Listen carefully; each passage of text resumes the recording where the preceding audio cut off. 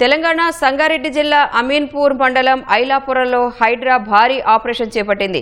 Revenue, municipal అధికారులతో కలిసి భారీ పోలీస్ బందోబస్తు మధ్య కూల్చివేతలు చేపట్టింది. ఐలాపురం తండాతో పాటు గ్రామంలో పేదల ఇళ్ల జోలికి వెళ్లకుండా ఆక్రమణలపై దృష్టి పెట్టింది. కోర్టు స్టే ఆర్డర్ ఉన్న నిర్మాణాలు జరిపిన ముఖీం గెస్ట్ హౌస్తో పాటు ముఖీం సోదరుడు అజీం నిర్మించిన 6 అంతస్తుల భవనాన్ని కూల్చివేస్తున్నారు. ఐలాపురంలో ప్రభుత్వ ఖాళీ స్థలాలను అధికారులు స్వాధీనం చేసుకుంటున్నారు.